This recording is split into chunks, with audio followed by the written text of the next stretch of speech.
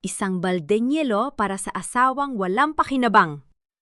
Sa gitna ng lagnat at panghihina, hindi yakap, kundi nakakaanginig na ginaw ang gumising kay Helena. Habang tumatawa si Marcelo sa piling ng kanyang kabit na si Mara, tinalikuran nila ang babaeng nagbigay sa kanila ng lahat. Pirmahan mo ang papeles o mamatay ka sa lansangan, banta ng lalaking minahal niya.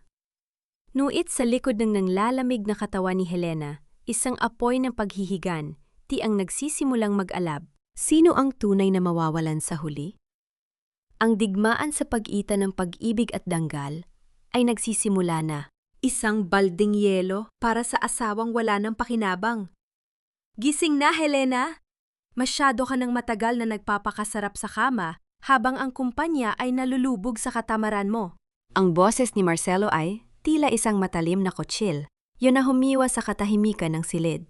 Hindi pa man nakakasagot si Helena, naramdaman na niya ang bigat ng tubig at ang talim ng bawat tipak ng yelo na humampas sa kanyang dibdib at mukha. Ang lamig ay hindi lamang gumapang sa kanyang balat, bumaon ito sa kanyang mga buto. Tila gustong patigilin ang tibok ng kanyang pusong pagod na pagod na. Dahan-dahang imulat ni Helena ang kanyang mga mata. Bagamat ang kanyang paningin ay malabo dahil sa tubig na pumasok sa kanyang pilik mata. Sa gilid ng kanyang kama, nakatayo ang kanyang asawa si Marcelo na may hawak pang balde. Habang sa likuran nito ay nakasandal sa pintuan si Mara, ang kanyang pinagkakatiwalaang sekretarya, na may mapang uyang naniti sa mga labi. Marcelo, may lagnat ako. Hirap akong huminga. Ang mahinang bulong ni Helena. Ang kanyang boses ay tila isang tuyong dahon na hinihipan ng hangin. Huwag mo akong madrama, Helena. You're just being pathetic. Tugon ni Marcelo sabay hagis ng isang makapal na folder sa basang kama. You look so disgusting right na yon. Alam mo ba kung gaano kahirap itago sa mga board members na ang asawa ko ay isang bedridden na pabigat? Look at Mara. She's been doing your job for months while you're here acting like a martyr. Napatingin si Helena sa folder. Ito ang dokumentong ilang gabi niyang pinagpuyatan bago siya tuluyang iginupo ng sakit. Isang financial merger na magliligtas sa kumpanya ni Marcelo mula sa pagkalugi. Ang bawat numero at estratehiya doon ay galing sa kanyang utak, sa kanyang dugo, at sa mga oras na sana ay ipinapahinga na niya.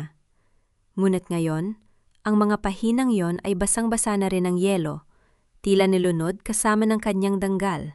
Inabot ni Mara ang isang panulat kay Marcelo na tila isang reynang naguutos sa kanyang kabalyero. Honey, let's make it quick. Baka mahuli tayo sa flight natin papuntang Boracay.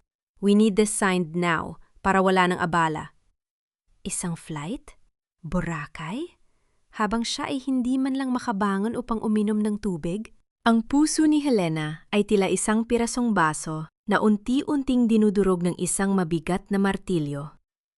Hindi ang lamig ng tubig ang pumatay sa kanya sa sandaling yon, kundi ang katotohanang ang lalaking pinang-akuan niyang mamahalin hanggang sa huling hininga ay ang siya ring kumikite sa kanyang pag-asang mabuhay. Ang mga kamay ni Marcelo na dati ay humahaplos sa kanyang buhok tuwing gabi ay siya na ngayong humahawak sa balikat ni Mara ng may pag-aari. Pirmahan mo ang waiver na ito, Helena.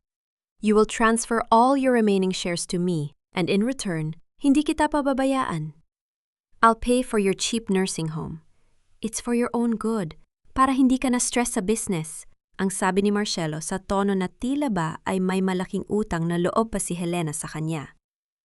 Tumingin si Helena sa mga mata ni Marcelo. Wala siyang nakitang pagsisisi, wala siyang nakitang pagmamahal. Ang tanging nakita niya ay isang estrangyo na puno ng kasakiman. Dahan-dahang angat ni Helena ang kanyang nanginginig na kamay. Ang bawat galaw ay isang parusa sa kanyang nanghihinang katawan.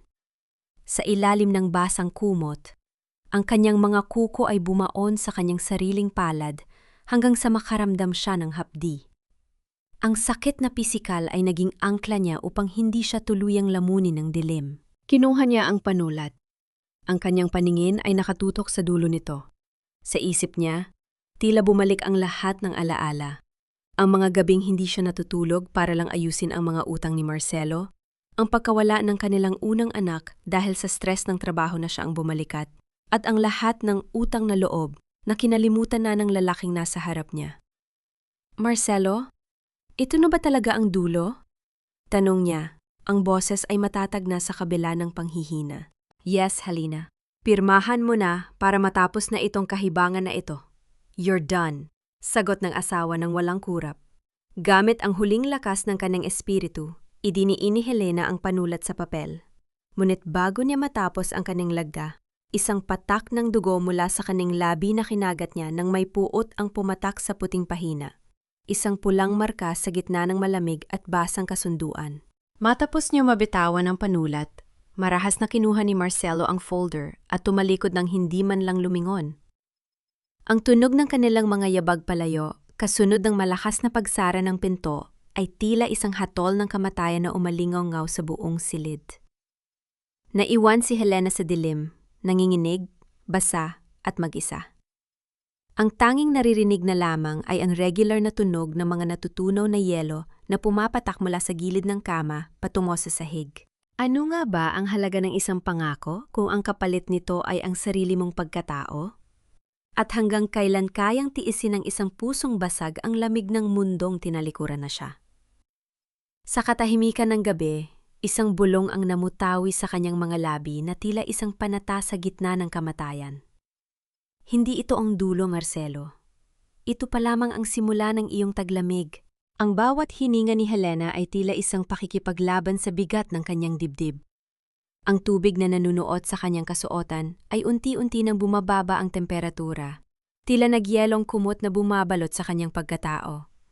Ngunit sa likod ng kanyang mga nakapikit na mata, hindi ang sakit ang nananaig, kundi ang isang malinaw na alaala, ang mukha ng kanyang ama, si Don Lorenzo, na laging nagsasabing ang tunay na lakas ay hindi nakikita sa ingay, kundi sa lalim ng katahimikan. Bumukas ang pinto nang walang babala. Ang liwanag mula sa hallway ay tumama sa sahig at isang anino ang dahan-dahang lumapit sa kanyang kama. Ang tunog ng marahang paglahad ay hindi katulad ng mabibigat at bastos na hakbang ni Marcelo. Ito ay magaan, tila natatakot na makalika ng anumang ingay na makakaabala sa kaluluwang nagdurusa. Diyos ko! Helena! Ang gulat at basag na boses ni Lola Rosa. Ang matandang may bahay na nagsilbi na sa pamilya Duarte bago pa man dumating si Marcelo. Naramdaman ni Helena ang mainit at kulubot na mga kamay ni Lola Rosa na humawak sa kanyang pismi. Ang init na iyon ay tila isang milagro sa gitna ng nagyayalong gabi. Mabilis na kinuha ng matanda ang isang tuyong kumot at pilit na pinunasang ang mukha at katawan ng kanyang alaga.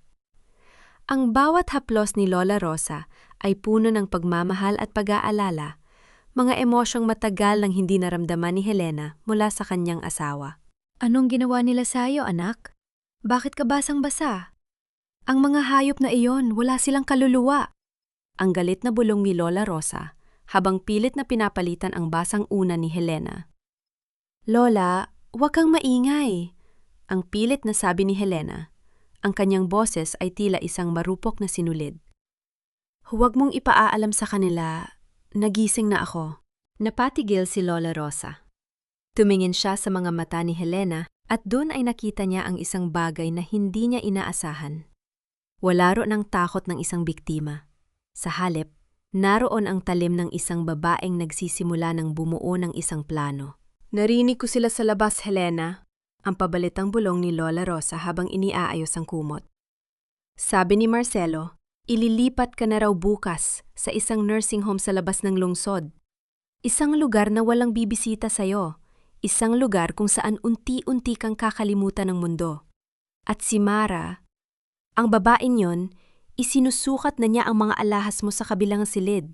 Ang balitang yon ay tila isang sampal na gumising sa huling hibla na pagtitimpi ni Helena. Ang kanyang mga alahas, ang mga alaala ng kanyang ina, ang kanyang kumpanya, lahat ay balak na kawin ng dalawang taong tinulungan niyang umangat. Hayaan mo silang magdiiwang, Lola, ang sabi ni Helena. Ang boses ay naging malamig pa sa ilong dinala ni Marcelo. Hayaan mo silang maniwala na ako ay isang bangkay na naghihintay na lamang ng libing. Yon ang magiging pinakamalaking pagkakamali nila. Sa gitna ng kanilang pag-uusap, biglang narinig ang malakas na tawa ni Marcelo mula sa kabilang silid, kasunod ng boses ni Mara na tila nanunokso. Ang bawat tunog ng kanilang katuwaan ay nagsisilbing panggatong sa apoy na nag-aalab sa kalooban ni Helena. "Lola, kailangan ko ang lumang radyo sa bodega. Ang radyo na bigay ni Papa," utos ni Helena. "Nandun ang lihim na frequency na kami lang ang nakakaalam. Kailangan ko maabot si Don Lorenzo nang hindi nalalaman ni Marcelo." Nag-alangan si Lola Rosa. "Ngunit Helena, baka mahuli tayo.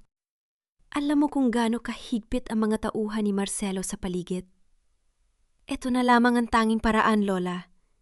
Kung hindi ako lalaban ngayon, hindi na ako aabutan ng bukas." Isang golden moment ang namagitan sa dalawa ng hawakan ni Lola Rosa, ang kamay ni Helena, at hinalikan ito. Ang katapatan ng isang katulong ay mas matimbang pa sa kataksyilan ng isang asawa. Sa maliit na galaw na iyon, naramdaman ni Helena na hindi siya nag-iisa sa digmaang ito. Lumabas si Lola Rosa upang isagawa ang utos. Ngunit bago pa man tuluyang makalayo ang matanda, buling bumukas ang pinto ng silid. Isang estranjero na nakasuot ng itim na jacket at may takib ang mukha, ang mabilis na pumasok. Hindi ito si Marcelo. Hindi rin ito ang mga kilalang tauhan sa bahay. Huminto ang puso ni Helena. Hindi siya makagalaw. Hindi siya makasigaw. Ang estrangero ay lumapit sa gilid ng kanyang kama at may inilabas na isang maliit na hiringgilya na kumikinang sa ilalim ng malamig na liwanag ng buwan. Sino ang taong ito? Ito ba ang huling hakbang ni Marcelo upang tuluyan na siyang patahimikin bago pa man sumikat ang araw? O may iba pang lihim na itinatago ang mansyong Duarte na hindi pa alam ni Helena? Ang bawat patak ng pawis ni Helena ay tila naging yelo. Habang nakatitig sa estrangerong dahan-dahang, iniaangat ang hiringgilya patungo sa kanyang braso. "Huwag kang malikot, Helena. Hindi ito lason. Ito ang magbibigay sa'yo ng lakas na kailangan mo upang makaligtas sa gabing ito." Ang mga mata ni Helena ay nanlaki nang makilala ang boses sa likod ng maskara. Ito ay si Dr. Ares, ang bunsong kapatid ni Don Lorenzo at ang tanging tao sa medical na mundo na hindi kailanman mabibili ni Marcelo. Sa isang mabilis na kilos, itinurok ng doktor ang bitamina at stimulant sa braso ni Helena. Unti-unti, naramdaman niya ang isang mainit na agos na dumadaloy sa kanyang mga ugat. Tila isang hukbo na muling nagtitipon para sa isang digmaan.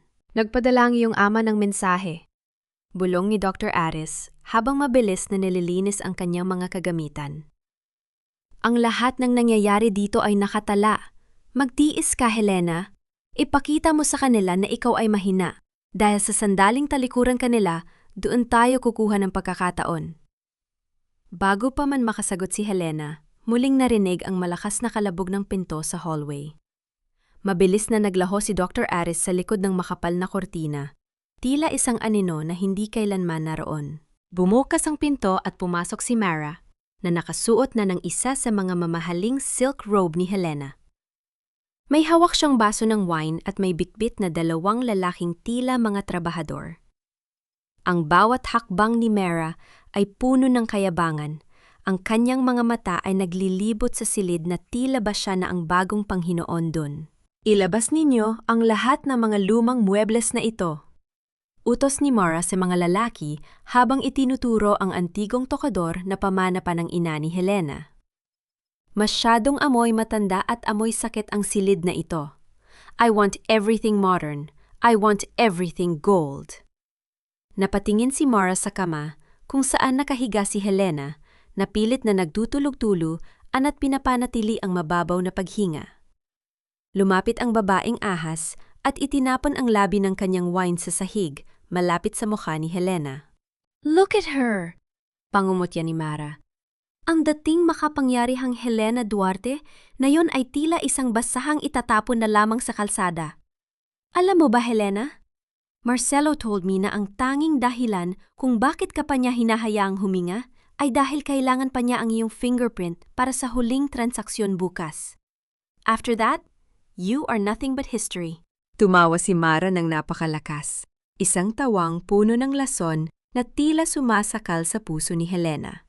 Kinuha ni Mara ang isang maliit na plato ng pagkain mula sa mesa.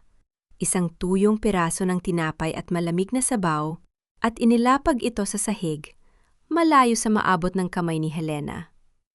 Kung gusto mong kumain, gumapang ka, sabi ni Mara ng may niting tagumpay. Diyan ka nababagay, sa sahig. Dahil sa mundong ito, ang mga mahihina ay tinatapakan at ang mga tulad ko ang nagmamay-ari ng korona. Isang golden moment ang nangyari nang pumasok si Lola Rosa at mabilis na kinuha ang isang maliit na portrait ng ina ni Helena na balaksa ng itapon ng mga trabahador. Niyakap ng matanda ang portrait at tumingin ng matalim kay Mara. Kahit walang salita, ang paninindigan ni Lola Rosa ay naging tanging proteksyon ni Helena sa mga sandaling iyon. Maya-maya pa ay pumasok si Marcelo sa silid.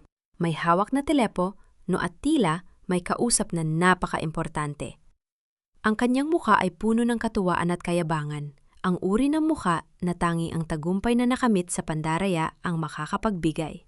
Yes, partner! Wala nang sagabal. Ang lahat ng shares ay nasa akin na, sabi ni Marcelo sa kabilang linya. Ang server password? Huwag kang mag-alala, napakadaling hulaan. Ang pangalan ng kumpanya at ang petsa kung kailan ko siya unang niloko. Duarte 0901. Isang pindot ko lang at ang lahat ng pondo ay lilipat na sa offshore account natin sa Cayman. Hindi alam ni Marcelo na sa mga sandaling yon, ang mamata ni Helena sa ilalim ng kanyang mga pilik mata ay bahagyang gumalaw.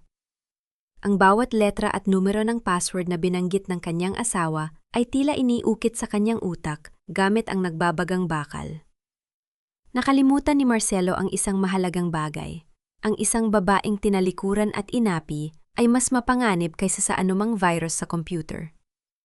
Ang impormasyong ibinigay niya ay ang susi na magbubukas sa pinto ng kanyang sariling impyerno. Tara na, Mara! Yakap ni Marcelo sa kanyang kabit. Hayaan na natin ang bangkay na yan dito. May celebration pa tayo sa clubhouse.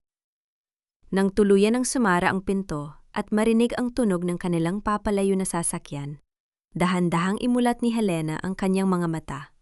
Wala na roon ang luha. Ang tanging nananatili ay ang isang malamig at matalim na liwanag. Duarte 0901. Bulong ni Helena sa gitna ng katahimikan. Salamat sa susi ng iyong pagkawasak, Marcelo. Tila, bumalik ang kanyang gunita sa araw ng kanilang kasal. Naaalala pa ni Helena ang init ng sikat ng araw sa labas ng katedral, ang amoy ng mga sariwang bulaklak, at ang maluha-luhang mga mata ni Marcelo habang isinusuot ang singsing sa kanyang daliri. Nung mga panahong iyon, si Marcelo ay isang hamak na empleyado lamang sa kumpanya ng kanyang ama. Isang lalaking nangako na gagawin ang lahat upang maging karapat-dapat sa kanya. Ibinigay ni Helena ang lahat, ang kanyang yaman, ang kanyang koneksyon, at higit sa lahat, ang kanyang kalusugan, para lamang makita itong magtagumpay. Nabalik lamang ang diwa ni Maribel nang marinig niya ang matinis na boses ni Mara mula sa hapagkainan. Helena, darling, since you're just lying there like a useless log, why don't you make yourself useful? Pakiabot naman ng asukal dito sa tray. Inutusan ni Mara ang mga tauhan na dalhin ang wheelchair ni Helena sa kusina. Gusto niyang makita ang paghihirap ni Helena habang pinapanood silang mag-almusal ni Marcelo. Ang bawat kilos ni Helena ay mabagal, puno ng pag-arte ng panghihina. Bagamat ang gamot ni Dr. Aris ay nagsisimula ng magbigay ng init sa kanyang mga kalamnan. Mara, stop it! She can't even hold a spoon properly. Asukal pa kaya? Ang malamig na sabi ni Marcelo habang nagbabasa ng diaryo. Hindi man lang niya tinapunan ng tingin ang asawa. She's just a burden now. Minsan naisip ko, mas mabuti pa nung wala siyang malay. At least wala tayong naririnig na reklamo. I'm just trying to help her exercise, honey. Ang pa-cute na sagot ni Mara. Kinuha niya ang takure ng bagong kulong, tsaa at dahan-dahang lumapit sa wheelchair ni Helena. Oops! My hand slipped! Ang mainit na likido ay dumaloy mula sa takure patungo sa hita ni Helena. Ang hapdi ay agad na gumapang sa kanyang balat, tila libu-libong karayom na tumutusok sa kanyang laman. Ngunit sa halip na sumigaw, kinagat ni Helena ang kanyang labi hanggang sa malasahan niya ang kalawang ng sariling dugo. Nanatili siyang nakayiko. Ang kanyang buhok ay tumatabing sa kanyang muka upang itago ang naglalagablab na galit sa kanyang mga mata. Ay naku, look at what I did. So clumsy of me. Ang pangungmutya ni Mara habang ang kanyang tawa ay umaalingaw-ngaw sa kusina. But don't worry, Helena. Hindi mo naman mararamdaman yan, di ba? You're paralyzed, right? Wala ka nang nararamdaman sa katawan mo, pati na siguro sa puso mo. Tiningnan ni Marcelo ang nangyari, ngunit sa halip na tulungan ng asawa, ay uminom lamang siya ng kanyang kape. Linisin niyo na lang yan. It's a waste of good tea. Isang golden moment ang nangyari nang lumapit si Lola Rosa upang punasan ang binti ni Helena. Nakita ng matanda ang panginginig ng mga kamay ni Helena, hindi dahil sa takot, kundi dahil sa matinding pagpipigil. Hinawakan ni Lola Rosa ang kamay ni Helena sa ilalim ng lamesa, isang mahigpit na pisil na nagsasabing, "Magtiis ka anak, malapit na ang paniningil." Nang makaalis na ang dalawa para sa kanilang celebration trip, naiwan si Helena sa gitna ng kusina. Ang katahimikan ay tila isang mabigat na kumot. Dahan-dahan sa gitna ng mapulang marka ng tsa sa kanyang balat, pumatak ang isang luha mula sa kanyang mga mata. Hindi ito luha ng panghihinayang para kay Marcelo, kundi luha para sa babaeng binuo niya sa loob ng 10 taon na ngayon ay kailangan niyang patayin upang isilang ang bagong Helena. Pinahiran niya ang kanyang pisngi. Ang kanyang hininga ay naging malalim at diretsuhan. Dahan-dahan, ang kanyang mga daliri na dati ay tila walang buhay ay nagsimulang kumuyom. Ang kanyang mga paa, na ayon kay Marcelo ay wala ng silbi, ay dahan-dahang itinapak sa malamig na tile ng sahig. Gamit ang kanyang braso, itinulak ni Helena ang sarili pa at taas mula sa wheelchair. Ang bawat buto sa kanyang katawan ay tila tumututol. Ang bawat kalamnan ay sumisigaw ng sakit, ngunit ang put na nasa kanyang puso ay mas matimbang kaysa sa anumang pisikal na dusa. Tumayo si Helena ng tuwid sa gitna ng kusina. Wala ng wheelchair. Wala ng panginginig. Ang kanyang anino sa dingding ay tila isang higante na handang lamunin ang mansyong ito. Tumingin siya sa salamin na nasa pasilyo at nakita ang isang babaeng hindi na makikilala ni Marcelo. Ang unang patak ng aking luha, Marcelo. Ang siyang magiging huling pagkakataon, nakaawaan kita. Ang bulong ni Helena sa hangin. Biglang narinig ang tunog ng pagpihit ng doorknob sa main door. May bumalik. May nakalimutan si Marcelo o si Mara. Nakahinto si Helena sa gitna ng silid, nakatayo ng mag-isa habang ang pinto ay dahan-dahang bumubukas. Sayang naman ang mamahaling tiles na ito. Nadudumihan lang ng isang basurang tulad mo. Ang boses ni Mara ay puno ng pagkadiri. Sa isang iglap, bago pa man tuluyang bumukas ang pinto, hinayaan ni Helena na bumagsak ang kanyang katawan sa sahig. Hindi ito isang marahas na pagbagsak, kundi isang kontroladong pagbulusok na tila ba siya ay nawala ng balanse mula sa kanyang wheelchair. Ang kanyang pisingi ay dumaigiti sa malamig na tile, eksakto sa lugar kung saan itinapon ni Mara ang tsaa kanina. Pumasok si Mara, hinihingal ng bahagya. May nakalimutan siyang pouch sa ibabaw ng counter. Nang makita niya si Helena na nakasubsob sa sahig, sa halip na tulungan, ay tinabig pa niya ng kanyang suot na high heels ang balikat ng babae. Ang likot mo kasi, Helena. Ayan, bagay ka talaga riyan sa sahig. Kasama ng mga dumi at tira-tirang pagkain, ang sabi ni Mara habang kinukuha ang kanyang gamit. Huwag kang mag-alala. Mamaya ay darating na ang mga tauhan mula sa Golden Sunset Nursing Home. Doon hindi mo na kailangang magpumilit tumayo. Hahayaan ka nilang mabulok sa isang sulok. Narinig ni Helena ang huling halahak ni Mara bago ito tuluyang lumabas at narinig ang pag-andar ng sasakyan ni Marcelo. Ang katahimikan ay muling bumalik, ngunit sa pagkakataong ito hindi ito puno ng takot. Puno ito ng pagkilos. Sa tulong ni Lola Rosa, mabilis na nailipat si Helena sa isang lihim na silid sa likod ng malaking aklata ng mansyon. Doon, sa ilalim ng mga lumang libro, ay nakatago ang isang manipis na laptop na matagal nang inihanda ni Dr. Aris. Ang liwanag ng screen ay tumama sa mukha ni Helena na nagbibigay ng isang anyong tila isang diyosa ng paghihigante. Duarte 0901. Mahinang bulong ni Helena habang tinitipa ang password sa main server ng Duarte Shipping. Ang bawat tipa sa keyboard ay tila isang bala na itinatama niya sa puso ng kumpanyang siya mismo ang nagpalago. Pumasok siya sa financial records. Doon niya nakita ang lawak ng kataksilan ni Marcelo. Milyon-milyong piso ang unti-unting inililipat sa isang kumpanya na nakapangalan kay Mara, ang M Luxury Estates. Ang mga pondong ito ay dapat sana ay pambayad sa mga supplier at sa insurance ng mga tauhan sa barko. Ginamit mo ang pinaghirapan ko para ibili ng luho ang kabit mo, Marcelo? Ang sabi ni Helena. Ang kanyang mga mata ay naniningkit sa galit. Ngayon, tignan natin kung paano ka makakatayo kapag ang pundasyon mo ay naging buhangin. Gamit ang kanyang husay sa computer programming, isang talento na itinago niya kay Marcelo dahil ang gusto ng asawa ay manatili lamang siyang isang palamuti. Gumawa si Helena ng isang maliit na virus. Hindi nito sisirain ang system, ngunit dahan-dahan nitong ililihis ang bawat transaksyon ng M Luxury Estates pabalik sa isang lihim na trust fund na nakapangalan sa kanyang ama. Ang bawat sentimong ninakaw ni Marcelo ay tila babalik sa kanya bilang isang sumpa. Isang golden moment ang namagitan ng pumasok si Lola Rosa na may dalang mainit na gatas. Nakita ng matanda ang determinasyon sa mukha ni Helena. Anak, baka mapagod ka ng husto. Ang katawan mo ay kailangan pa ng pahinga. Ang paalala ni Lola Rosa habang hinahaplos ang buhok ng alaga. Lola, ito ang aking pahinga. Tugon ni Helena nang hindi inaalis ang tingin sa screen. Ang makitang bumabagsak ang mga taong kumatay sa aking pagkatao ang tanging gamot na kailangan ko. Ngunit sa gitna ng kanyang pagkilos, biglang nag-flash ang isang pulang babala sa screen. Isang unauthorized access detected. May ibang nakapasok sa system, may ibang nagbabantay. Sa kabilang dako, sa loob ng isang mamahaling resort sa Boracay, biglang tumunog ang cellphone ni Marcelo.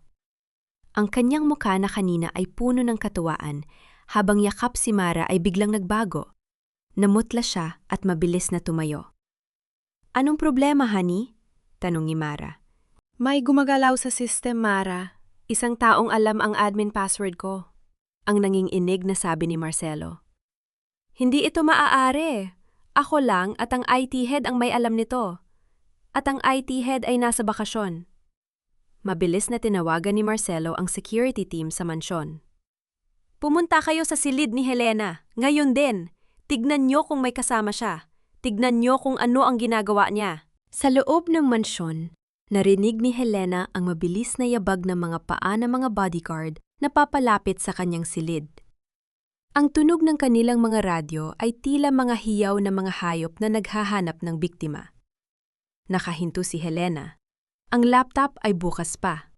Ang virus ay nasa 70% pa lamang. Kung papatayin niya ito ngayon, mawawala ang lahat. Kung itutuloy niya, mahuhuli siya. Ang mga hakbang ay nasa labas na ng pinto. Ang pagpihit ng lock ay narinig na. Malamig ang pawis ni Helena habang ang kanyang daliri ay nakatapat sa enter key. Mabubuko na ba ang kanyang maskara ng kahinaan bago pa man mailunsad ang unang atake? Bumukas ang pinto ng marahas. Tumama ito sa dingding na lumika ng isang nakakabiglang ingay na yumanig sa buong silid. Pumasok ang dalawang bodyguard ni Marcelo. Ang kanilang mga mukha ay tila mga rebultong walang emosyon, habang ang mga kamay ay nakahawak sa kanilang mga radyo. Nasaan ang laptop? Ang tanong ng isa. Ang kanyang mga mata ay matalim, na naglilibot sa bawat sulok ng silid. Anong laptop ang pinagsasabi niyo? Ang singhal ni Lola Rosa na pilit na humaharang sa harap ng kama ni Helena. Kita niyo namang natutulog ang bata, di ba? Wala na ba kayong respeto sa masyakit? Nilapitan ng isang bodyguard ang kama at marahas na hinawi ang kumot ni Helena. Doon ay nakita nila ang babaeng tila walang malay, nanginginig ng bahagya at ang kanyang muka ay maputla dahil sa tunay na lagnat na muling bumalik. Hinawakan ng lalaki ang braso ni Helena, tila tinitignan kung may itinatago ito sa ilalim ng kanyang katawan. Walang anuman dito, boss. Ang ulat ng bodyguard sa kanyang radyo. Mukhang nagkamali lang ang system. Natutulog ang asawa niyo. Nang lumabas ang mga tauhan, naiwan si Helena na halos hindi makahinga sa tindi ng kaba. Ang laptop ay nananatiling nakabaon sa ilalim ng kanyang likod, isang lihim na sandata na halos magmitsa ng kanyang buhay.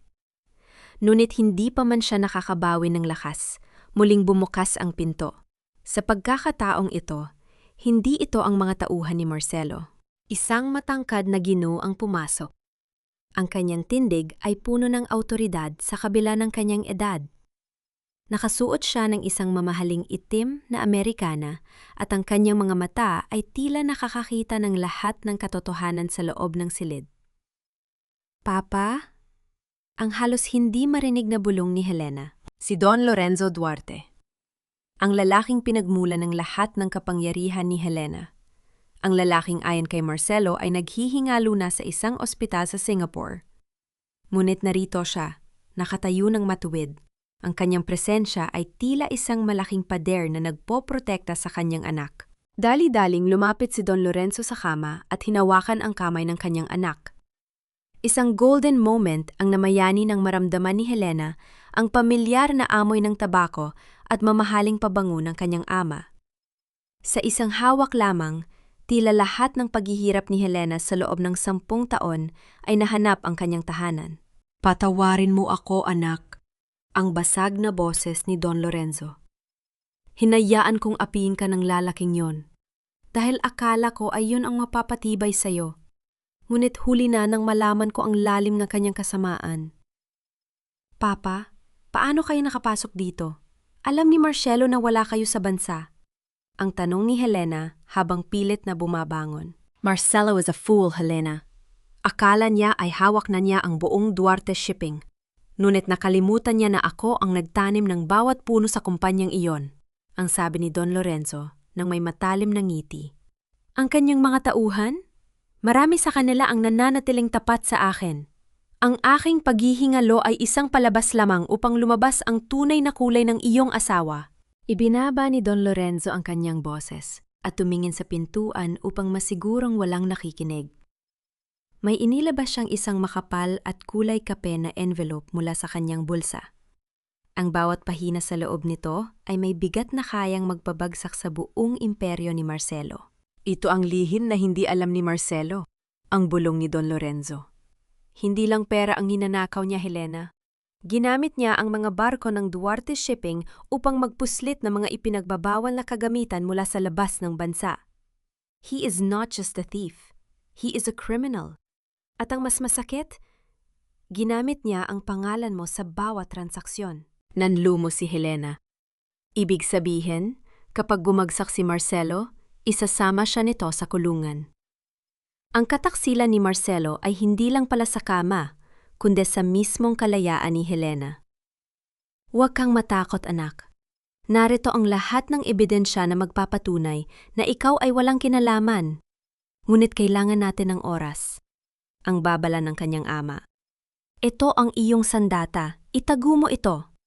Huwag mang papayagan na mahanap ito ni Marcelo o ni Mara." Isinuksok ni Don Lorenzo ang envelope sa ilalim ng una ni Helena. Ang bawat haplos niya sa buhok ng anak ay tila isang panalangin ng isang amang gustong bawiin ang lahat ng pagkukulang. Biglang tumunog ang telepo o sa pasilyo. Ang boses ni Marcelo ay narinig, sumisigaw sa mga bodyguard. "Ano? Narito si Don Lorenzo? Pigilan niyo siya. Huwag niyo siyang hayaang lumapit kay Helena." "Kailangan ko nang umalis, Helena," ang mabilis na sabi ni Don Lorenzo. "Tandaan mo, ang dugong nananalaytay sa iyo ay dugong Duarte. Hindi tayo yumuyukod. Tayo ang nagpapatakbo ng mundo."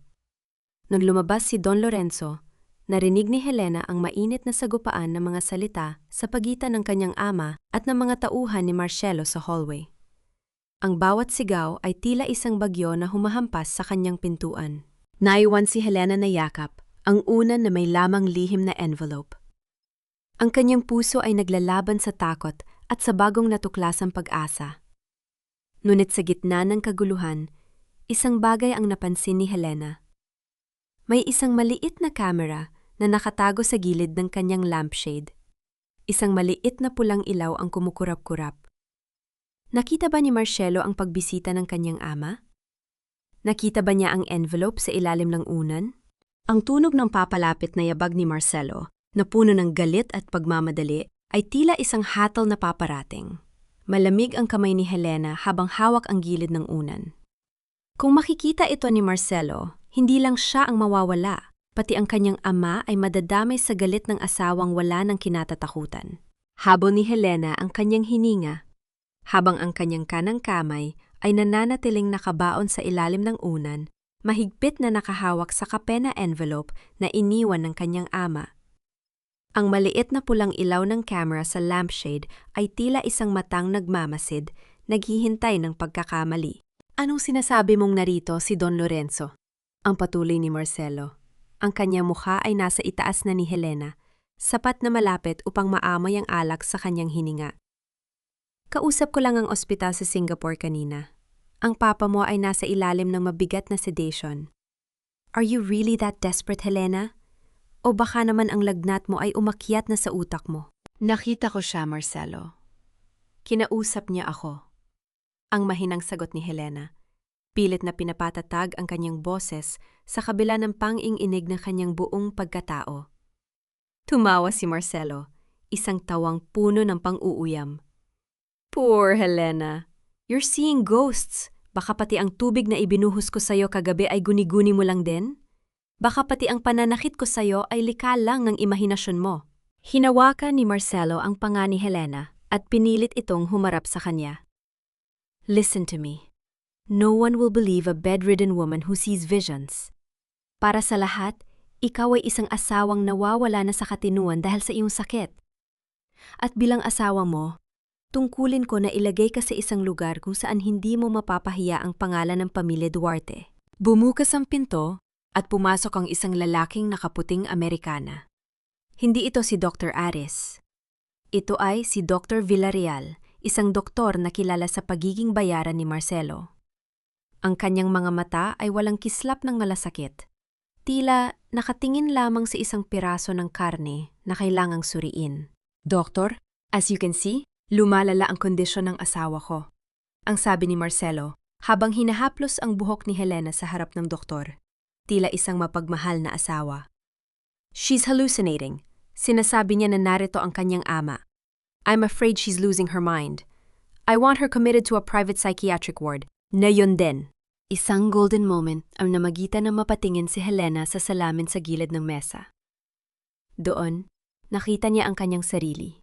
Maputla, basa ang buhok at nanginginig. Sa isang sandali, nagduda siya sa kanyang sarili. Nareto nga ba talaga ang kanyang ama? O baka naman tama si Marcelo? Baka ang lahat ng paghihirap niya ay ginagawa lamang siyang baliw. Ang takot na mawala ang sariling katinuan ay mas matindi pa sa takot na mamatay. Ngunit nang maramdaman niya ang matigas na kanto ng envelope sa ilalim ng unan, muling bumalik ang kanyang diwa. Ang hapdi ng pasunang tsa sa kanyang binti ay nagsilbing paalala ng katotohanan. Hindi siya baliw. Si Marcelo ang halimaw. Nilapitan ni Dr. Villarreal si Helena at nagsimulang magsulat sa kanyang clipboard. Ang mga sintomas na sinasabi ni Mr. Marcelo ay tugma sa post-traumatic psychosis. Kailangan natin siyang bigyan ng pampakalma bago siya ilipat sa pasilidad. Inilabas ng doktor ang isang hiringgilya. Nanlaki ang mga mata ni Helena. Kung tuturuukan siya ng pampakalma, mawawalan siya ng kontrol. Mawawala ang envelope. Mawawala ang lahat. Marcelo, huwag. Please. Ang pagmamakaawa ni Helena, na bahagi na rin ng kanyang pag-arte upang hindi sila makutuban. Huwag mo akong ipadala doon. Para ito sa ikabubuti mo, mahal ko. Ang bulong ni Marcelo sa kanyang tenga, habang ang kanyang mga mata ay nanunuya. Once you're in there, I will take care of everything. Ang kumpanya, ang bahay, at ang lahat ng shares na pinirmahan mo. Inabot ni Marcelo ang una ni Helena upang iangat ang kanyang ulo para sa doktor. Tumigil ang mundo ni Helena. Ang envelope ay naroon lang sa ilalim. 1 pulgada na lang at mahahawakan na ito ni Marcelo. Ngunit sa mismong sandali na iyon, isang malakas na tulog ng sirena ang narinig sa labas ng mansyon. Kasunod nito ang boses ni Lola Rosa na sumisigaw sa pasilyo. Hindi niyo pwedeng gawin yan. May mga pulis sa labas. Hinahanap si Dr. Villarreal! Napatigil si Marcelo. Napatingin siya sa doktor na biglang namutla. Mabilis na binitawan ni Marcelo ang una ni Helena at tumayo. Anong pulis? Anong pinagsasabi mo? Ang sigaw ni Marcelo habang lumalabas ng silid upang tignan ang kaguluhan. Naiwan si Helena at si Dr. Villarreal sa silid. Dahan-dahang lumapit ang doktor kay Helena, ngunit sa pagkakataong ito, wala nang hiringgilya sa kanyang kamay. Sa halip, yumukod siya at bumulong sa tenga ni Helena. Pinadala ko ni Dr. Ares. Ang mga pulis sa labas ay mga tauhan ni Don Lorenzo. Maghanda ka, Helena. Ang iyong pag-alis dito ay hindi patungo sa ospital, kundi patungo sa iyong kalayaan. Nakahinga ng malalim si Helena, ngunit ang kaba ay hindi pa rin nawawala. Ang bawat hakbang ay tila isang sugal na buhay ang nakataya. Ngunit ang camera, Doc? Ang turo ni Helena sa lampshade. Tumingin ang doktor sa camera at bahagyang ngumiti. Huwag kang mag-alala. Ang bawat nakita ni Marcelo sa camera na ito ay ang eksaktong pelikulang gusto naming mapanood niya. Ano ang ibig sabihin ng doktor?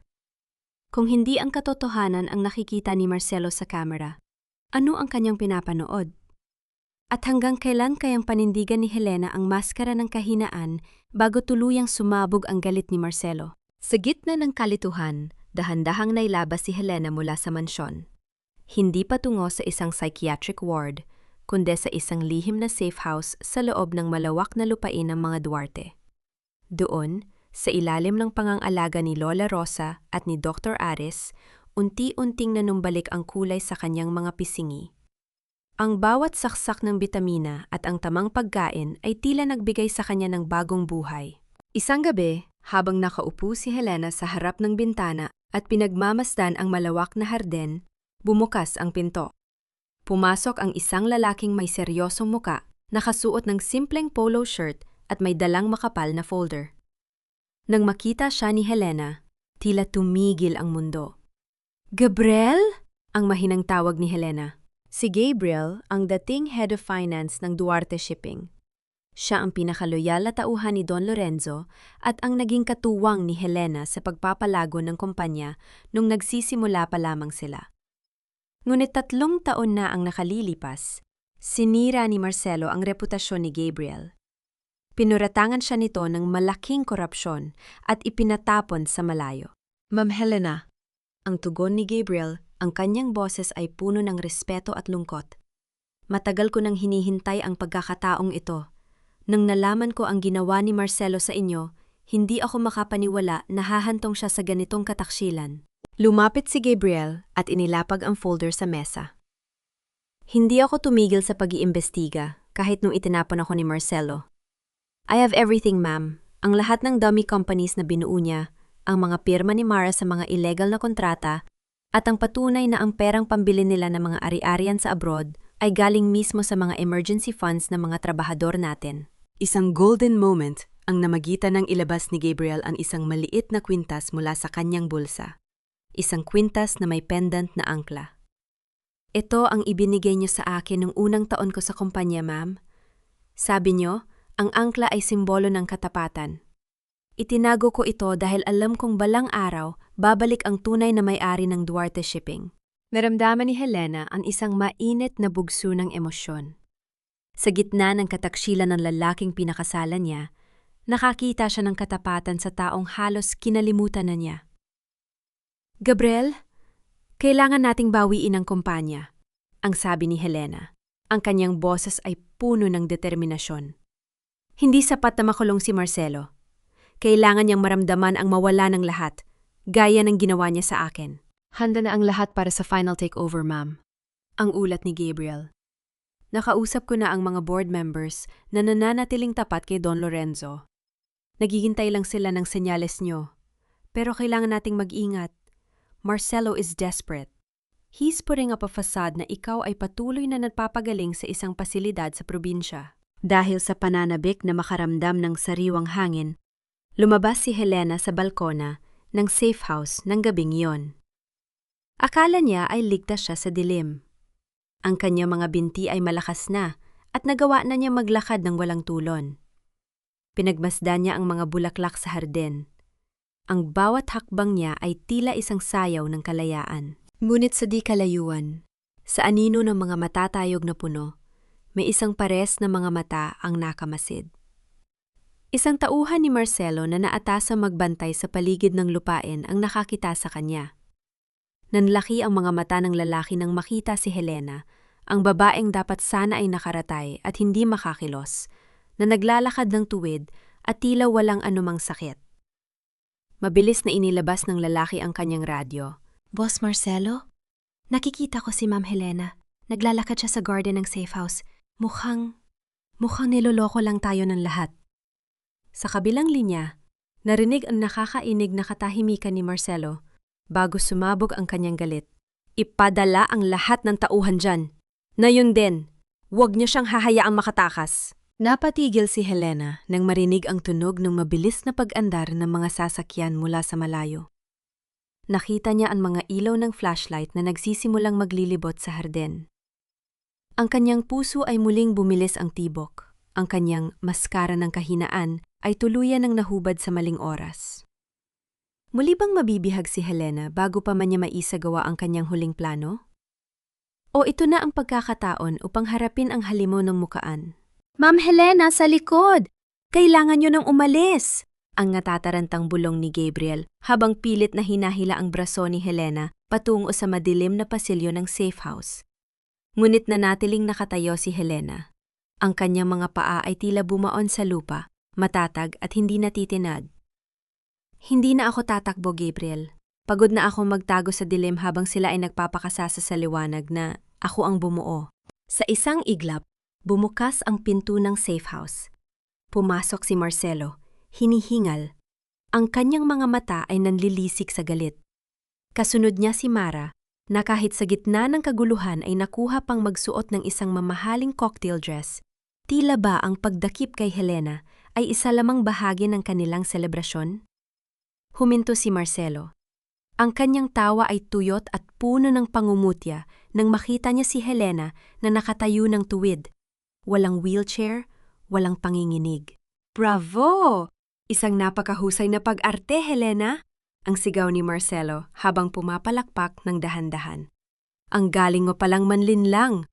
Pinaniwala mo ang lahat na ikaw ay mamamatay na, habang dito ay nagpapalakas ka kasama ang traidor na ito? Ang turo niya kay Gabriel.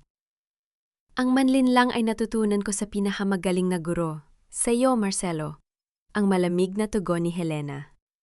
Ang kanyang boses ay tila isang bakal na humahampas sa katahimikan. Lumapit si Mara, ang kanyang ngiti ay tila lason na kumakalat sa silid. Honey, huwag mo na siyang pakinggan. Look at her. She's healthy enough to go to jail. O baka naman mas gusto mong tapusin na natin ito dito? Tiningnan ni Marcelo ang paligid. Nakita niya ang folder sa mesa at ang laptop na bukas pa. Alam ning nakuha na ni Helena ang kailangang impormasyon. Sa isang marahas na kilos, kinuha ni Marcelo ang isang florera at ibinalibag ito sa dingding. Ang pagkabasag ng porselana ay tila isang hudyat ng kanyang tulu yang pagkawala sa katinuan. Wala kang mapupuntahan, Helena. Ang buong kumpanya ay sa akin na. Ang bahay, ang yaman, pati ang hininga mo, akin na. Ang hiyaw ni Marcelo. Isang golden moment ang namayani ng humarang si Lola Rosa sa harap ni Helena. Ang matanda, na maliit at marupok, ay tumingin ng diretso sa mga mata ni Marcelo. Wala kang pag-aari dito, Marcelo. Ang tanging dala mo rito ay ang iyong kasakiman, at yan ang maglilibing sa'yo. Tinulak ni Marcelo ang matanda, ngunit mabilis siyang sinalo ni Gabriel. Ang tensyon sa silid ay tila isang tali na malapit ng maputol. Dahan-dahang lumapit si Helena kay Marcelo. Walang takot sa kanyang mga mata.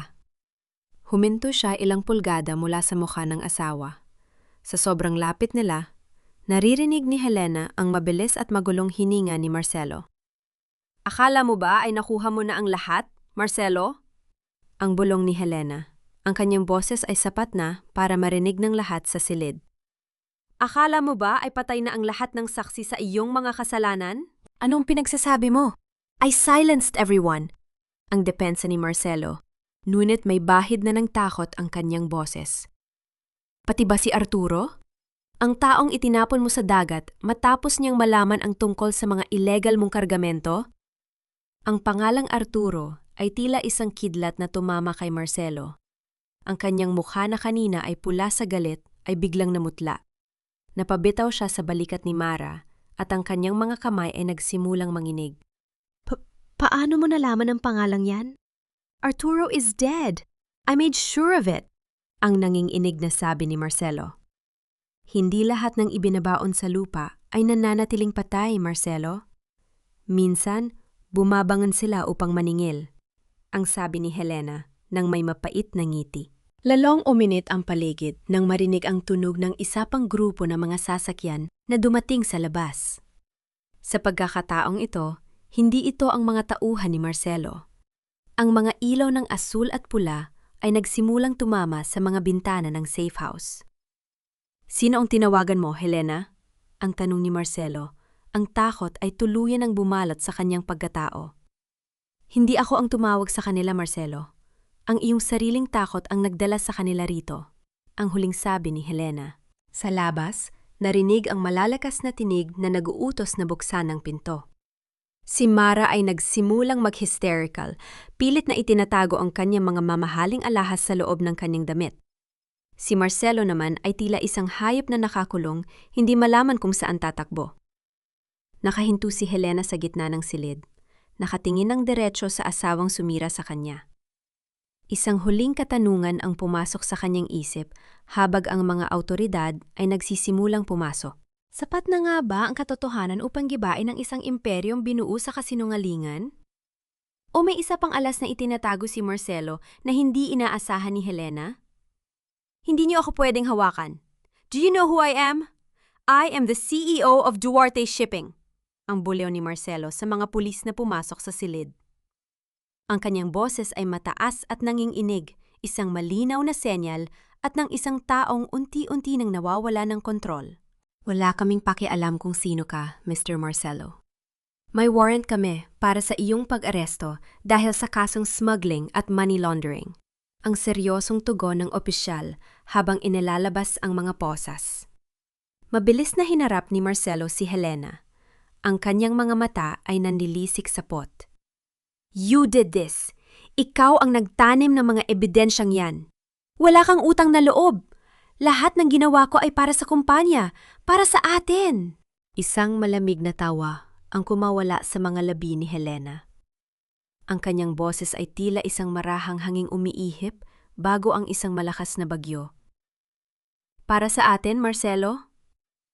O para sa iyong mga luho at sa babaeng ito?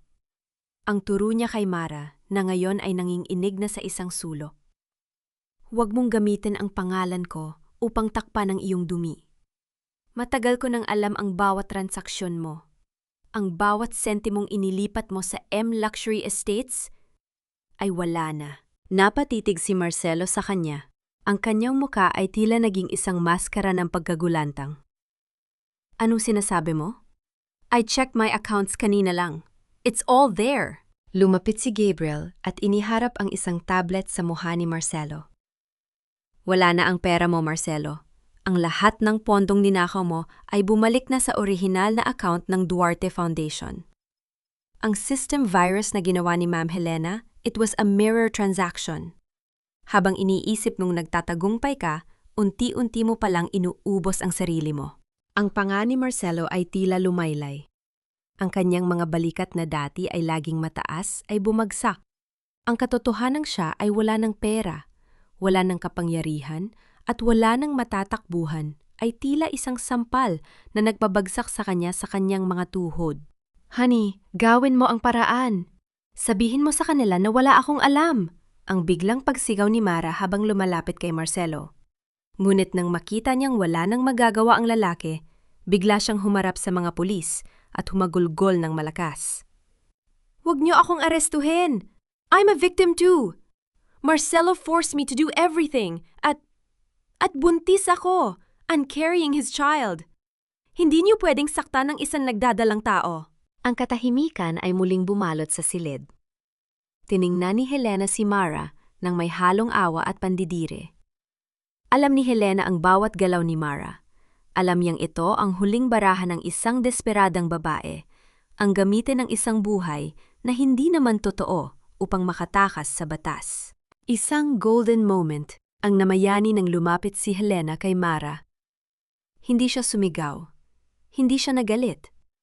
Sa halip, hinawakan niya ang balikat ni Mara at bumulong ng malumanay.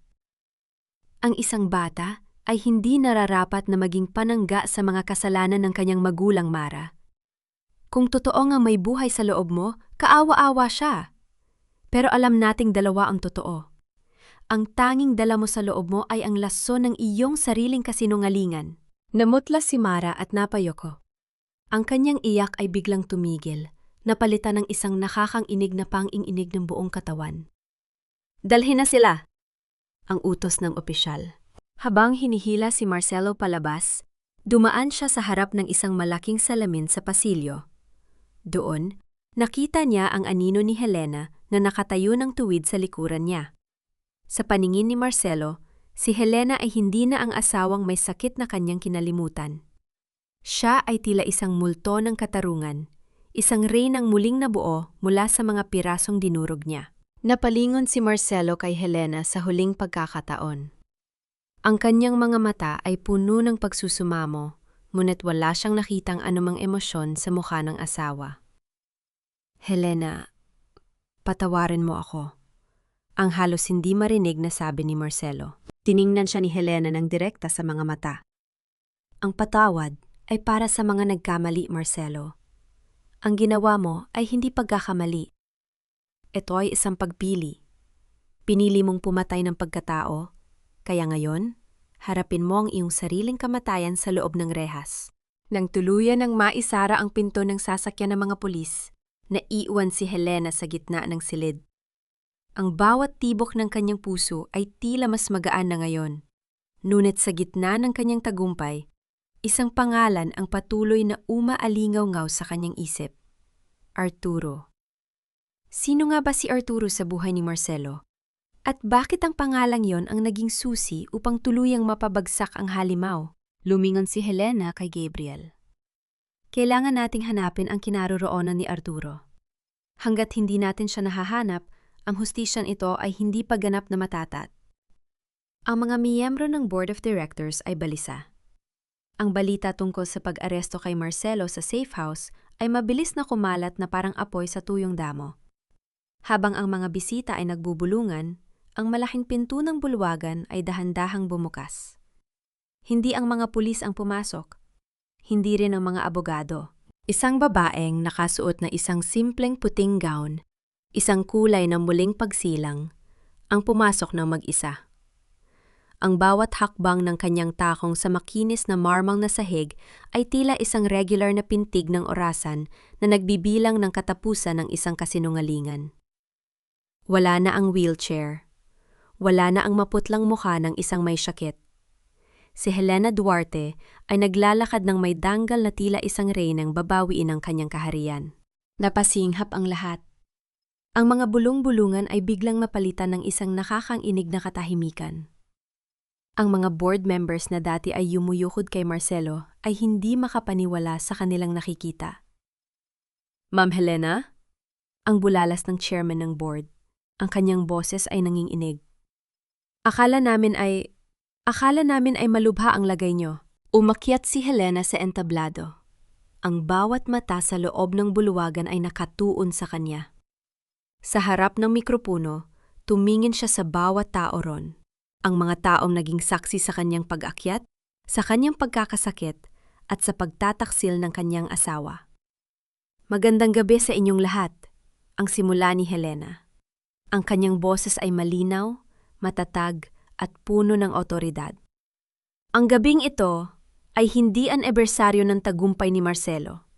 Ang gabing ito ay ang gabi ng katotohanan para sa pamilya Duarte. Sa likuran niya, bumukas ang malaking screen na dapat sana ay magpapakita ng mga video ng tagumpay ng kumpanya. Ngunit sa halip na mukha ni Marcelo, lumabas ang mga dokumentong nagpapakita ng malawakang korupsyon, ang mga peking pirma ni Helena na ginawa ni Marcelo, at ang listahan ng mga barakong ginamit sa ilegal na operasyon. Ang lalaking itinuring ninyong leader ay ang siya ring lalaking unti-unting pumapatay sa kumpanyang ito. Ang patuloy ni Helena. Ginamit niya ang bawat isa sa inyo. Ginamit niya ang aking pangalan upang pagtakpan ang kanyang mga krimen. Isang golden moment ang nangyari na mapansin ni Helena ang kanyang ama, si Don Lorenzo, na nakatayo sa isang madilim na sulok ng bulwagan. Tumango ang matanda sa kanya, isang simpleng galat na tila nagsasabing, "Tapusin mo na ito, anak." Sa sandaling yon, naramdaman ni Helena na ang lahat ng sakit, ang bawat patak ng yelo at ang bawat gabing puno ng luha ay may patutunguhan. Sa ilalim ng kapangyarihang ibinigay sa akin bilang may-ari ng majority shares ng Duarte Shipping, opisyal kong tinatanggal si Marcelo bilang CEO, ang deklaraya ni Helena. At simula sa sandaling ito, ang bawat transaksyon na hindi dumaan sa akin ay ituturing na illegal. Ngunit sa gitna ng palakpakan ng ilang board members na nanatiling tapat, muling bumukas ang pinto. Pumasok ang abogado ni Marcelo, may dalang isang itim na briefcase at may mapang uyam na ngiti sa kanyang mga labi. "Sandali lang, Mrs. Duarte," ang sabi ng abogado habang naglalahad patungo sa entablado. "May isang dokumento kaming hawak na hindi niyo binanggit. Isang dokumento ang nilagdaan niyo mismo sa harap ng asawa niyo bago ang gabing ito. Isang unconditional transfer of assets." Nanlamig ang mga kamay ni Helena. Naalala niya ang gabing binuhusan siya ng yelo, ang gabing pinilit siyang pumirma habang siya ay nanginginig sa lamig at lagnat. Nilagdaan ko yun sa ilalim ng coercion. Ang depensa ni Helena. "Maaaring sabihin niyo yan, ngunit ang pirma ay naroon," ang sabi ng abogado habang inilalabas ang papel. At ayon sa batas, hanggat hindi napatutunayan ang coercion sa korte, si Marcelo pa rin ang may kontrol sa lahat ng inyong personal na ari-arian, kabilang ang mansyong tinitirhan nyo. Isang bulong-bulungan ng pagkagulat ang muling bumalot sa bulwagan. Ang tagumpay ni Helena ay tila biglang nabahira ng ulap. Tumingin si Helena sa screen pagkatapos ay sa dokumento. Alam niyang may isa siyang baraha na hindi pa inilalabas.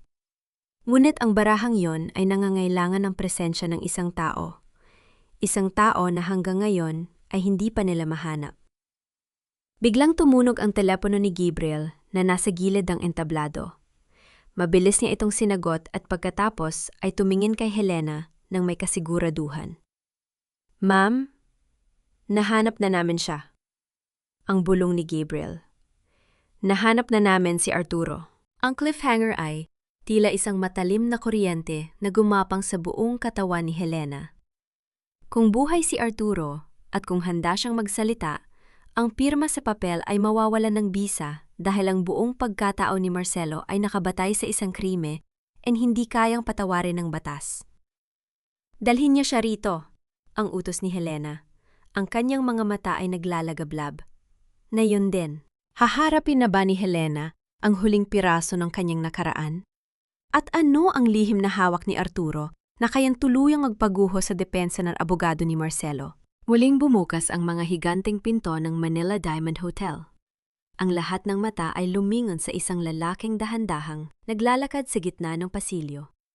Ang kanyang bawat hakbang ay may kasamang tunog ng pagkaladkad ng kanyang kaliwang paa, isang permanenteng marka ng isang gabing puno ng karahasan. Ang kanyang mukha ay puno ng mga peklat na tila isang mapa ng pagdurusa at ang kanyang mga mata ay may lalim na tanging ang mga nakaharap na sa kamatayan ang nakakaunawa. Si Arturo, ang dating kapitan ng pinakamalaking barko ng Duarte Shipping na idineklara ni Marcelo na namatay sa isang aksidente sa dagat 5 taon na ang nakalilipas. Ito ang saksi na hindi nyo kayang patahimikin. Ang deklara ni Helena habang itinuturo si Arturo. Ito ang taong itinapon nyo sa gitna ng karagatan matapos niyang tumanggi na magpuslit ng mga kontrabando gamit ang mga barko ng aking ama. Ang abogado ni Marcelo ay tila nawala ng dila. Ang papel na hawak niya ay dahan-dahang nalukot sa kanyang nanginginig na kamay. This is impossible! You're supposed to be dead! Ang hiyaw ng abogado. Na tila ba naging boses na rin siya ni Marcelo sa mga sandaling iyon? Ang mga patay ay bumabangon kapag ang kanilang mga pamilya ay patuloy na dinudurog ng mga taong tulad ni Marcelo. Ang sagot ni Arturo, Ang kanyang boses ay tila isang malalim na dagundong mula sa ilalim ng lupa. Lumapit siya sa entablado at iniharap ang isang maliit na digital recorder. Narito ang lahat, ang bawat utos ni Marcelo, ang bawat banta niya sa buhay ni Helena, at ang katotohanang ang pirma sa papel na yan ay nakuha sa pamamagitan ng pananakit at torture. Sa gitna ng kaguluhan, biglang pumasok si Mara. Akala niya ay ito na ang gabi ng kanyang koronasyon bilang bagong reyna ng Duarte Shipping. Nakasuot siya ng isang makinang na gown na puno ng mga diamante at ang leeg niya ay pinalalamutan ng isang antigong kwintas na pag-aari ng ina ni Helena. Ngunit nang makita niya si Arturo at ang mga pulis na nakapaligid sa entablado, ang kanyang muka ay biglang nawalan ng kulay. Tila isang pinturang nabasa ng ulan at unti-unting nabura. What is happening here? Marcelo? Where is he? Ang tanong ni Mara habang pilit na sumisiksik sa harap. Ngunit walang sumasagot sa kanya.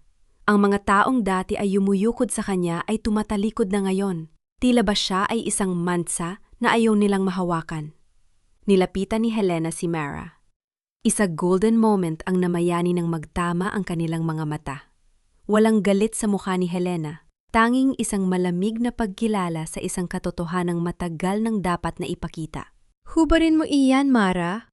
Ang utos ni Helena. Ang kanyang kamay ay nakaturo sa kwintas. Masyadong mabigat ang kwintas na yan para sa isang leeg na walang dangal. Ang bawat diamante sa katawan mo ay binili sa pamamagitan ng dugo at luha ng mga taong niloko nyo. How dare you? I'm the new owner of this company. Marcelo promised me. Ang hiyaw ni Mara, ang kanyang pagiging desperada ay lumalabas na sa bawat galaw. Ngunit sa isang mabilis na kilos, hinawakan ni Helena ang lock ng kwintas at kinalas ito. Ang pagbagsak ng kwintas sa kamay ni Helena ay tila simbolo ng pagtatapos ng kapangyarihan ni Mara. The party is over, Mara. Ang bulong ni Helena. Ang bituin mo ay hindi kailanman nagnaningning. Ito ay isang anino lamang na nilikha ng kasinungalingan. At ngayon, ang araw ay sumikat na. Mabilis na lumapit ang mga pulis kay Mara. Mara Santos, inaaresto ka namin bilang accessory to the crime of smuggling at money laundering. May karapatan kang manatiling tahimik. Ang mga iyak ni Mara ay tila mga hiyaw ng isang hayop na nahuli sa bitag. Ang kanyang mga mamahaling alahas ay isa-isang tinatanggal bilang ebidensya. Ang kanyang luxury life ay naglaho sa loob lamang ng ilang minuto, napalitan ng malamig na bakal ng mga posas. Attorney, help me! Do something! Ang pagsamo ni Mara sa abogado ni Marcelo. Ngunit ang abogado ay tila isang dagang tumatalon mula sa isang lumulubog na barko. Mabilis nitong kinuha ang kanyang briefcase at tumalikod ng walang salita. Naiwan si Helena sa gitna ng entablado, hawak ang kwintas ng kanyang ina. Tiningnan niya ang buong bulwagan. Ang katarungan ay nagsimula ng gumulong, ngunit alam niyang may isang huling bagay pa siyang kailangang gawin. Lumingon si Mara bago siya tuluyang mailabas ng mga pulis. Ang kanyang mga mata ay naniningkit sa pot.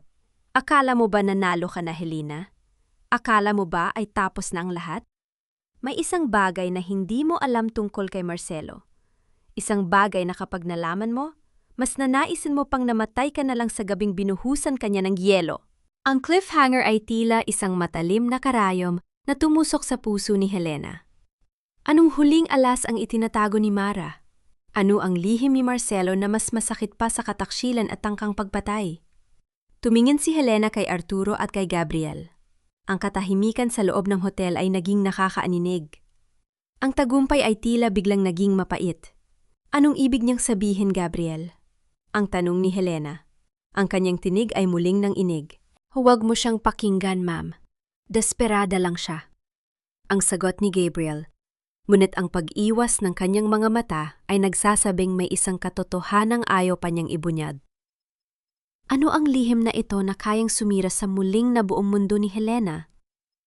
Hindi mo ba naisip kung bakit nawala ang anak natin, Helena? Akala mo ba ay aksidente lang ang lahat? Ang boses ni Marcelo ay galing sa likod ng makapal na salamin ng visiting area.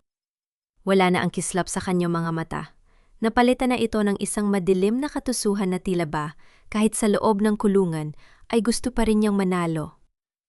Ang kanyang mukha ay tuyot at ang kanyang mga kamay ay nanginginig habang hawak ang teleponong bilangguan.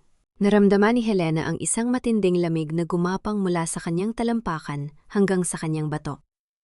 Ang kalyo sa kanyang puso na akala niya ay matibay na, ay tila muling biniyak ng isang matalim na kutsilyo.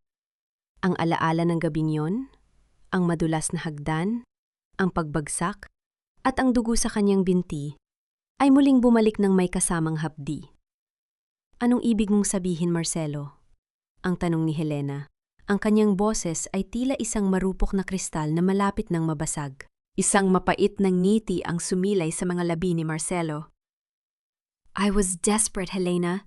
Your father wanted an heir, and you were too focused on the baby. Hindi ka na nakikinig sa akin. Ang atensyon mo, ang kumpanya, unti-unti nang nawawala sa kamay ko. Kaya nung gabing yon, hindi aksidenteng basa ang sahig sa itaas ng hagdan. I just assisted fate. Ang mundo ni Helena ay tila tumigil sa pag-ikot. Ang hininga niya ay naging maikli at ang silid ay tila lumiit hanggang sa hindi na siya makahinga. Ang lalaking pinakasalan niya, ang lalaking inalayan niya ng kanyang buhay, ay ang siya ring pumatay sa kanilang hindi pa naisilang na sanggol para lamang sa kapangyarihan. Hayop ka, ang tanging salitang lumabas sa bibig ni Helena. Walang sigaw, walang hiyaw. Ang puwet niya ay naging isang malamig na bato sa kanyang lalamunan. At ang sakit mo ngayon? Ang patuloy ni Marcelo, tila nag-e-enjoy sa pagdurusa ng asawa. Hindi yon galing sa stress. Ang mga gamot na ibinibigay ko sa'yo gabi-gabi nung akala mo ay nag-aalaga ako sa'yo? Yung vitamins na sabi ko ay pampalakas? It was a slow-acting toxin. It was meant to keep you bedridden, Helena. Ayaw kitang mamatay. Gusto ko lang na manatili ka sa kama, walang malay, habang ako ang nagpapatakbo ng mundo mo. Isang golden moment ang nangyari nang dahan-dahang ibinaba ni Helena ang telpono. Tumingin siya sa kanyang sariling mga kamay. Ang mga kamay na dati ay nanging inig at tila walang buhay. Sa gitna ng matinding sakit, isang kakaibang liwanag ang nabuo sa loob niya. Ang katotohanan, gaano man ito kapait, ang siyang huling susi na nagtanggal sa kanyang mga kadena. Hindi na siya ang Helena na biktima. Hindi na siya ang Helena na naghahanap ng dahilan kung bakit siya iniwan. Siya ang Helena na nakaligtas sa isang halimaw. Tumayo si Helena ng tuwid. Tumingin siya kay Marcelo ng may halong awa. Hindi dahil mahal pa niya ito, kundi dahil nakita niya ang isang taong ang kaluluwa ay mas mabulok pa kaysa sa anumang piitan. Salamat, Marcelo, ang sabi ni Helena, bagamat hindi na ito narinig ng asawa dahil ibinabanan niya ang linya. Salamat dahil sa bawat lason na ibinigay mo, nahanap ko ang lunas sa sarili ko. At ang anak natin? Hindi mo siya napatay. Mananatili siyang buhay sa bawat katarungang gagawin ko. Inilabas ni Helena mula sa kanyang bag ang isang lumang litra, to ang kanilang wedding photo. Isang imahe ng dalawang taong puno ng pangarap na nauwi sa isang bangungot. Gamit ang isang maliit na lighter, sinilaban ni Helena ang dulo ng litra. Pinanood niyang lamunin ng apoy ang mukha ni Marcelo hanggang sa maging abo na lamang ito sa sahig ng visiting area. Nang lumabas siya ng piitan, ang sikat ng araw ay tumama sa kanyang mukha. Hindi ito masakit. Ito ay mainit at puno ng pag-asa. Sa labas, naghihintay si Don Lorenzo at si Gabriel. Tapos na, Papa, ang sabi ni Helena habang niyayakap ang kanyang ama. Wala na ang mga lihim. Wala na ang takot. Ngunit habang naglalakad sila patungo sa sasakyan, isang itim na envelope ang inabot ni Gabriel sa kanya. Isang liham na nahanap sa mga gamit ng kanyang yumaong ina na itinago ni Marcelo sa loob ng maraming taon. May isa pa kayong kailangang malaman, ma'am, ang sabi ni Gabriel. Ang kanyang boses ay puno ng pag-aalinlangan. Nang buksan ni Helena ang liham, ang kanyang mga mata ay nanlaki. Ang huling lihim ay hindi tungkol kay Marcelo, kundi tungkol sa tunay na pagkataon ni Helena Duarte. Isang lihim na magpapabago sa lahat ng alam niya tungkol sa kanyang pamilya. Nanginginig ang mga daliri ni Helena habang tinititigan ang sulat kamay ng kanyang ina.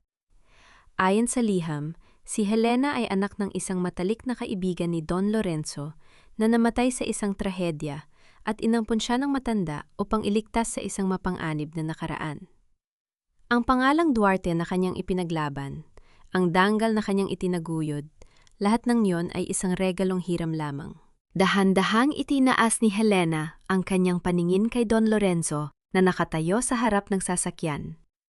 Ang matanda ay nakatingin sa kanya ng may halong takot at pagsusumamo, tila ba sa isang iglap ay mawawala ang kanyang nag-iisang anak? Papa, totoo ba ito? Ang tanong ni Helena, ang boses ay puno ng pait at kalituhan. Lumapit si Don Lorenzo at hinawakan ang magkabilang balikat ni Helena. Anak, ang dugo ay nagbibigay lamang ng pangalan, ngunit ang pag-ibig at sakripisyo ang bumubuo sa isang pamilya. Ikaw ang aking buhay, Helena. Duarte ka dahil ikaw ang nag-iisang tagapagmana ng aking puso. Isang golden moment ang namayani ng ilabas ni Don Lorenzo ang isang maliit na saplot ng sanggol mula sa kanyang bulsa. Ang saplot na suot ni Helena noong una siyang dinala sa mansyon. Niyakap ni Helena ang kanyang ama, at sa sandaling iyon, ang lahat ng pagdududa tungkol sa kanyang pagkatao ay natunaw. Hindi mahalaga kung kaninong dugo ang nananalaytay sa kanyang mga ugat. Ang mahalaga ay ang taong hindi kailanman bumitaw sa kanya sa gitna ng unos. Paglipas ng ilang buwan, muling nabuksan ang mga pintuan ng Duarte Shipping. Ngunit sa pagkakataong ito, wala ng anino ni Marcelo o Mara na bumabalot sa bawat sulok. Ang kumpanya ay sumasailalim sa isang malaking rehabilitasyon sa ilalim ng pamumuno ni Helena.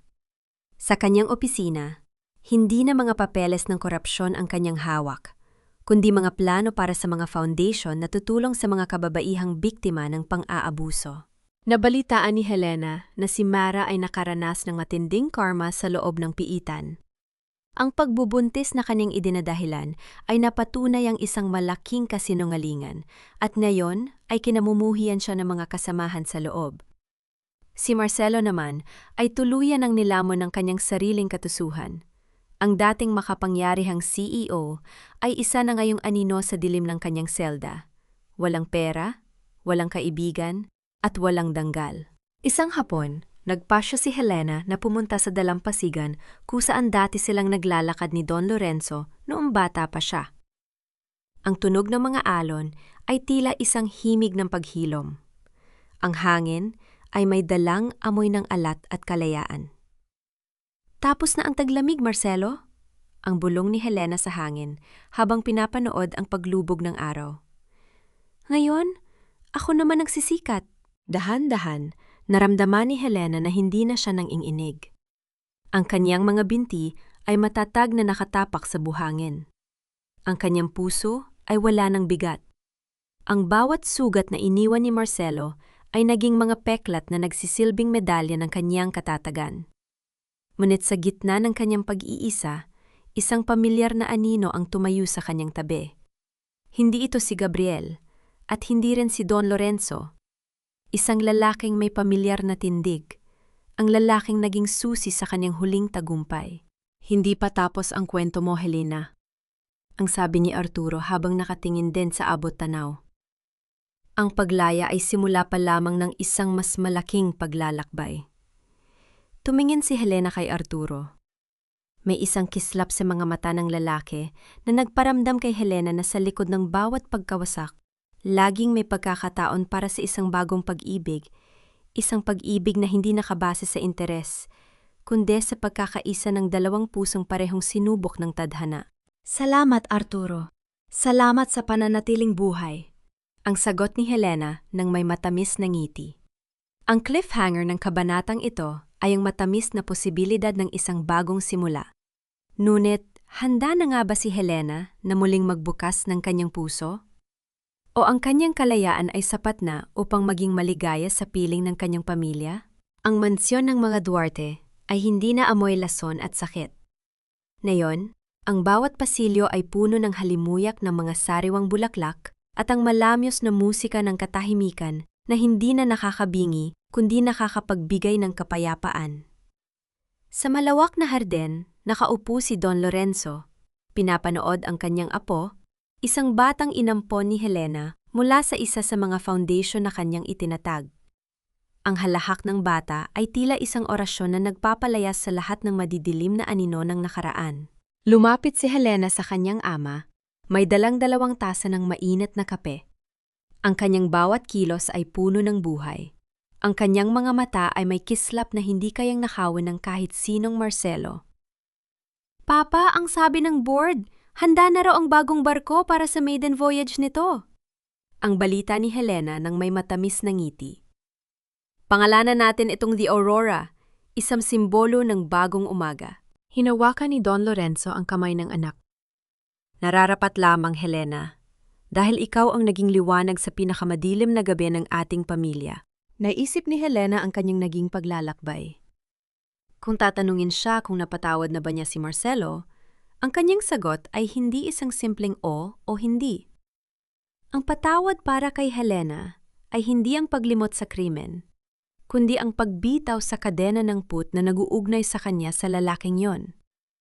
Hindi na siya nagagalit kapag naririnig ang pangalan ni Marcelo sa balita. Sa halip, nararamdaman niya ang isang malalim na katahimikan. Napatawad na niya ang kanyang sarili sa pagiging marupok at doon nagsimula ang kanyang tunay na paglaya. Ang kapayapaang tinatamasa niya ngayon ay hindi nanggaling sa pagpapakulton kay Marcelo, kundi sa pagtuklas na ang kanyang halaga ay hindi kailanman nakadepende sa pag-ibig ng isang taong hindi marunong magpahalaga. Sa opisina ng Duarte Shipping, si Gabriel at Arturo ay naging mga haligi ng katapatan.